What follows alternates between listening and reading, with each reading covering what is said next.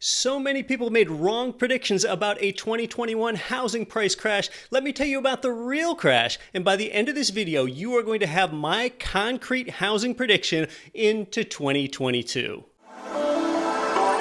Look, I know that dreadful predictions with dire forecasts as headlines really get the attention and get the clicks. It seems like some people want to have you believe that a housing crash is going to be so literal that a meteorite is going to fall through the roof of your home and wipe out your entire family before you can even finish watching the video. Yes, dire predictions get attention, but let's look at some reality here. In this Fred chart, you'll see that the median sales price of existing homes has risen from $294,000 to $363,000, just rounding off there, year over year. That is a 23.4% gain. And people still ask me, how in the heck did this housing price run up happen during a recession? How could this happen? Yes, factors like historically low interest rates and pandemically driven supply chain bottlenecks such that contractors couldn't get a hold of things like lumber and drywall, they're contributors. Surging regulatory costs and higher inflation, they are contributors to this big housing price run up as well. Hey, put a YouTube like on this video if you like what you're hearing so far. I'd really appreciate that. Let's keep it simple. The epic housing price surge that we are still in the midst of right now, it really comes down to three immutable economic value drivers. And those three drivers are scarcity, utility, and demand. Housing has all three of those things. Let's look at this. With the first one, scarcity, this is a housing supply crash. The supply crash isn't about to happen, it already occurred, not a price crash. And take a look at this here. It's already happened, it's already been experienced. So this is the listing count. And again, we look at this FRED data, that stands for Federal Reserve Economic Data. They aggregate a bunch of data from various government websites and put it all in one place. It has a lot to do with real estate and economics. The housing inventory has fallen, has plummeted so far, and you can see here that it bottomed out at 491,000 homes just a few months ago. It's now ticked up to 606,000, but historically this is super low. Just take a look at this. Over the last 5 years, typically we've been between 1 and 1.5 million actively listed homes for sale. This includes single-family homes, condos, and townhomes. And rather than being between that 1 and 1.5 million that we consistently are, we've been hovering around 1.5 million.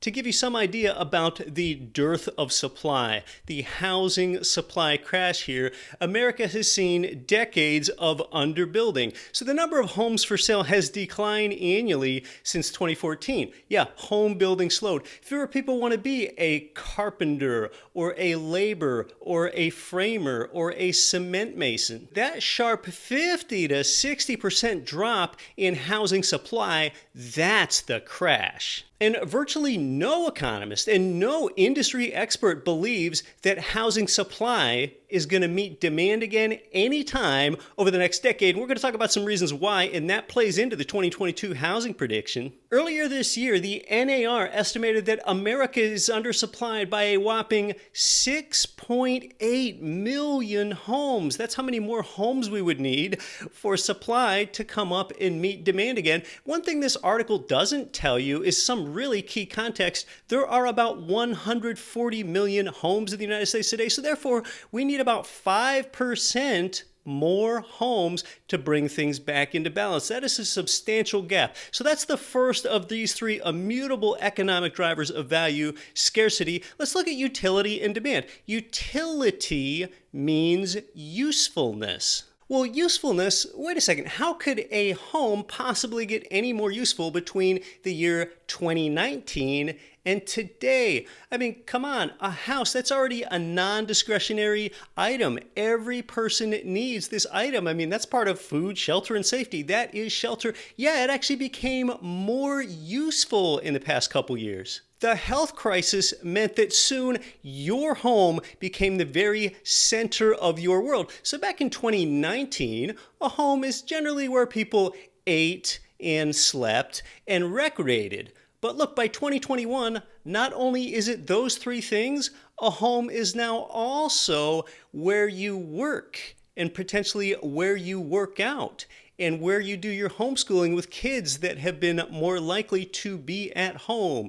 And it's where your Zoom conference room often is. And it's also where you might grow your own food. People have been more likely to do that with a garden or a greenhouse. So the home has increased in utility, it's increased in usefulness, and that's part of why we're seeing this price surge. Fundamentally, the fact that a home's utility has increased drives point number 3, and that is demand, higher demand. Greater utility gave birth to higher demand. That's part of what created all of these home price bidding wars. And by the way, if you want to know how to win a home price bidding war, go ahead and check out this video up here where I tell you how you can get a home without actually even having to be the highest bidder. But when it comes back to this increased demand for a home, why has demand increased for housing? It was the 18th century sociologist Auguste Comte. He said demography is destiny. Follow demographics. What's happening with population trends and changes? And that plays in so importantly in real estate. Fundamentally, well, the United States population just keeps growing from about 1 to 2 million people per year among this population of 330 million. That's about how much we're growing by. Last year was an aberration. That was a lower growth year, but we just have more and more people because births exceed deaths and we have net in-migration. Well, that's obviously more future demand. And the other thing is we're really getting into a sweet spot for homeownership and this demand for homes because millennials, who are the largest generation ever, 72 million millennials, ages 25 to 40, that being the largest generation, now they're looking to get their first home. It's another substantial demand driver that's led to these price surges. And you know, an asset does not even need to have all three of these fundamental drivers, scarcity, utility, or demand. It doesn't even need to have all three to be of substantial value in your life. For example, the air that you're breathing right now really does not have scarcity for all intents and purposes, at least here in the atmosphere, but it does have utility. It's obviously useful to help you live, so therefore it has demand as well, but it only has 2 of the 3, and yet you die without it. Real estate has all 3, scarcity, utility, and demand. That's what's driving prices higher than historic norms. But nonetheless, property prices cannot continue this torrid growth, 23.4% year over year. That's not going to continue at that accelerated pace for a couple reasons. At some point, an affordability constraint is going to be reached. And the other thing is, more people might list their homes and put their homes on the market if they're not fearful of being around someone else and catching something in the health crisis. That can help bring a little more inventory onto the market. But of the 3 drivers, scarcity, utility, and demand, scarcity is the most persistent of the 3. That is going to stay a chronic condition beyond the other 2 for years to come. And it's going to take more than just a home building frenzy in order to get us out of this scarce supply market that we're in. It would be difficult to build enough housing if the laws even allowed us to do so, but one substantial roadblock in alleviating this constraint of scarcity is the fact that you have land use laws that often don't allow one to build. And there are zoning regulations, and then there are building codes. It's going to take thousands of local jurisdictions, therefore, to see that home building is encouraged, not discouraged. That does not happen in a hurry. It is a long road. So my prediction is that, therefore, housing prices are going to continue to appreciate at greater than average rates through the end of this year and into 2022 as well. What are average rates? Well, the National Association of Realtors will tell you that the long-term rate of appreciation is about 6% over time. It is going to continue to exceed that through that time period for those main 3 reasons: scarcity, utility, and demand. Hey, put a YouTube like on this video if you like what you're hearing so far. I'd really appreciate that. That tells YouTube it's a good video.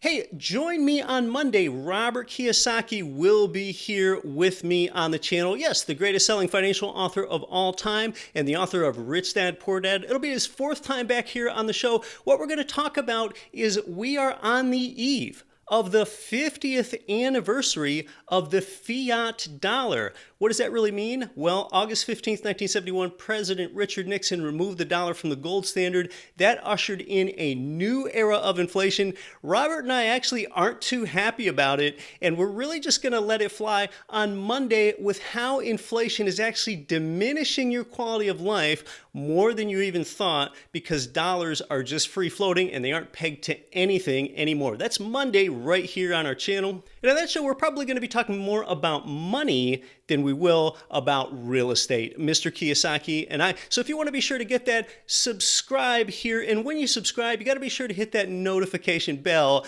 That's how you'll be notified and you'll see that chat with us together on Monday. Thanks for being here, but you weren't here for me. You were here for you. My name's Keith Weinhold. We'll see you in the next video.